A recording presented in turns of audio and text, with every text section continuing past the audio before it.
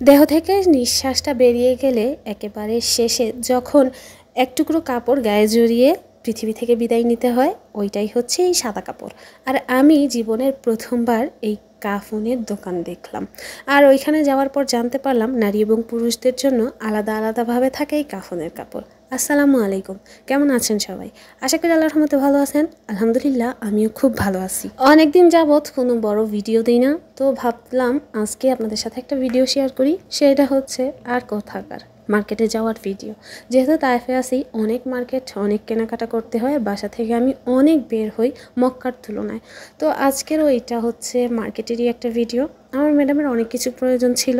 আর এই মার্কেটটা হচ্ছে মসজিদুল আব্বাস রাদিয়াল্লাহু তাআলা আনহু, ওনার মসজিদ। আর এর পাশে একটা অনেক বড় মার্কেট আছে।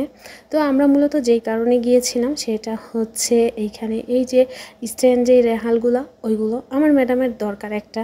তো আমরা গিয়ে শুধু দেখেছি। এই দোকানটা আমার ম্যাডাম চিনতো না, তাই ওনার বান্ধবীর সাথে ছিল। মাগরিবের আজান প্রায় হয়ে যাবে, তাই আমরা হেঁটে হেঁটে মসজিদের দিকে যাচ্ছিলাম। এই ফলগুলো যে দেখছেন, ওইগুলো হচ্ছে 10 টাকা করে পালছি বিক্রি করে। তো আমরা মসজিদের ভিতরে যাচ্ছি, আর এটা হচ্ছে বাইরের ময়দান। আর আমি যখন ভিতরে যাচ্ছিলাম তখন আমার ম্যাডামকে বলছিলাম একটু ভিডিও করে দিতে, ও একটু ভিডিও করে দিছিল। তারপরে আমি ভিতরে গেছি। যেহেতু মহিলাদের নামাজের জায়গা, তাই ভিতরে ভিডিও করা যাবে না, তাই আমি বাইরেই ভিডিও করলাম একটু। এটা ভিতরে দেয়ালের ভিতরে আর কি, চারপাশে মসজিদ আর মাঝখানে এরকম উঠানের মতো। রমজান মাসে এখানে নামাজ পড়া হয়, তখন অনেক ভিড়, অনেক মানুষ থাকে। তো আলহামদুলিল্লাহ ভিতরে চলে এসেছি। আমরা প্রথম কাতারে দাঁড়িয়েছি। আমার ম্যাডামে সবসময় প্রথম কাতারে নামাজ পড়তে পছন্দ করে। তো আজানের পরে নামাজ শেষ করি। আর আমার ম্যাডাম আমাকে বললো একটু সামনের সাইডে যেতে। এটা হচ্ছে মসজিদের সামনের আর কি সাইড। ওইখানে আসছি দেখার জন্য এখানে খেজুর বা তামর কিছু বিক্রি করে কিনা, কাঁচা খেজুর। দেখলাম কিছুই নাই। তারপরে আমরা বের হয়ে মসজিদ থেকে আবার চলে যাই মার্কেটের ভিতরে। আজকে আমাদের সাথে আমার ম্যাডামের বান্ধবীও ছিল। উনি অনেক পরিচিত দোকান আছে যেগুলোতে আর কি আমাদেরকে নিয়ে যাইতেছিল। আর আমি পিছন পেছন থেকে ভিডিও করতেছিলাম। জায়গাগুলো অনেক সুন্দর। আর এই যে এটা হচ্ছে লাল খেজুর, আর এটা হচ্ছে বাড়ি, মানে এক এক খেজুরের এক এক রকম নাম থাকে। এখান থেকে আমরা খেজুর কিনছি। এইগুলোই মসজিদের সামনে খুঁজছি, পাই নাই। এখানে আরও অনেক কিছু পাওয়া যায়, পুদিনা পাতা, হাবাক পাতা সহ আরও অনেক কিছু। তো আমরা অত কিছু কিনি নাই। তারপরে কেনাকাটা অর্ধেকটা শেষ করে প্রায় ইশার আজানের সময় আবার এখানে চলে আসি। ওনার বান্ধবীর ছেলে আসবো, ওই অপেক্ষা করতেছিলাম। আর এই বিড়ালটা আমাদের সাথেই বসে আছে। আমি গাড়ির মধ্যে হেলান দিয়ে বসে আছি, আর বিড়ালটা এই যে বসার সিটে বসে আছে। এই বিড়ালটাকে উঠাইতে চাইছিলাম না, ঘুমাইছিল। পরেও উঠে গেছে, উঠেও আমাকে খপ করে একটা কামড় দিতে চাইছিল মনে হয়।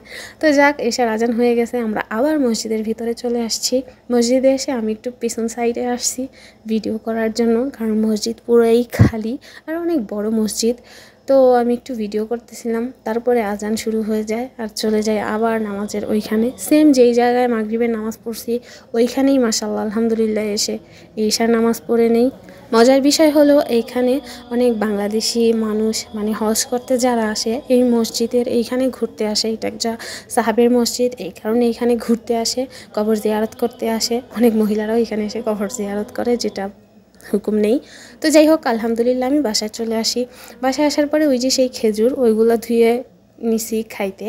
আর হচ্ছে আমি একটু সুইটস নিয়েছিলাম। আর পরে আমরা সালাদ সবজি যেগুলো, ওইগুলো ধুয়ে রেডি করি। আর রাতের খাবারের জন্য আমি মুতাব্বাক, যেটাকে বলে আরবিতে, আর বাংলা হচ্ছে মোগলাই পরোটা, ওইটা অর্ডার দিছিলাম। পরে যেয়ে নিয়ে আসি, আর এই হচ্ছে সেই মোগলাই। খাওয়া শুরু করে দিছি, এইটাই রাতের খাবার। মার্কেটে যাওয়ার কারণেও অনেক টায়ার্ড হয়ে গেছিলাম, তাই এসে কোনো রান্নাবান্না করি নাই, বাইরে থেকে খাবার কিনে এনে খেয়ে নিলাম। আলহামদুলিল্লাহ। তো সবাই ভালো থাকবেন, সুস্থ থাকবেন। আজকের মতো এই পর্যন্তই। আল্লাহ হাফেজ।